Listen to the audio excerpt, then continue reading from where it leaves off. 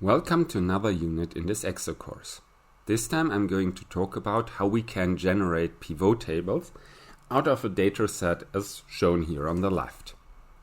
Meaning, I should prepare my data in such a way that I have every variable I consider in a column with the first row of the column containing the name of the variable.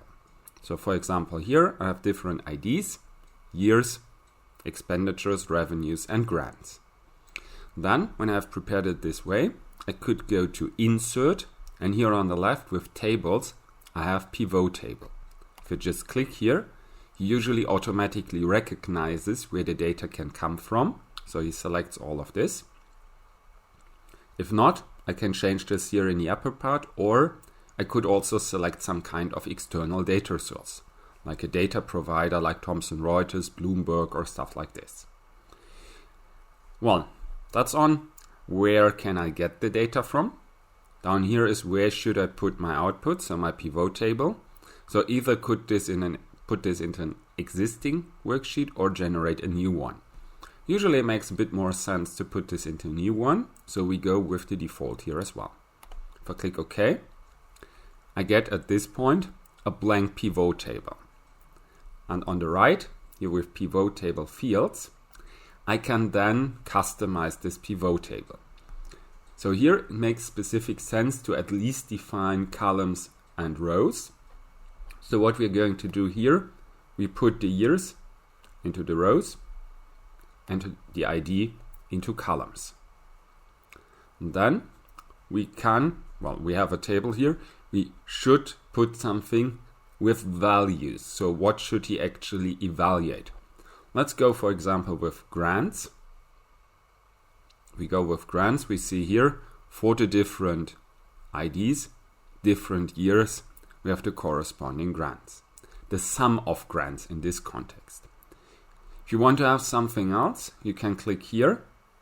You directly see value field settings.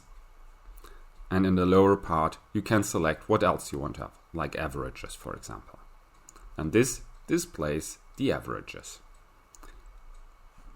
You can also, if you click into row labels or column labels, select different others, so add a filter here, but I will go more into detail on this in a specific other unit. One final comment, I have a different part here which I haven't yet considered, the filters part. So what if I want to include a third variable? So here, I have expenditures and revenues, so that's numbers, but I could still insert this here. Then I get a different selection field up here, allowing me to select different values here as well. So this would add like a third, fourth, whatever dimension to this table. Whereas only for one of these selections here with this additional filter field, I will get a table here. So the row and the column variable directly impact the layout of the table. This is more or less the third dimension, so in which layer of the table I'm actually situated. And that's already all on how to get started with pivot tables. In the next sessions I'm going to go into more details what I can actually do with such a pivot table. So I hope you already enjoyed this introductory session, and if you want to see more on this topic, feel free to visit the rest of this course or have a look at the corresponding playlist. I say goodbye and see you next time.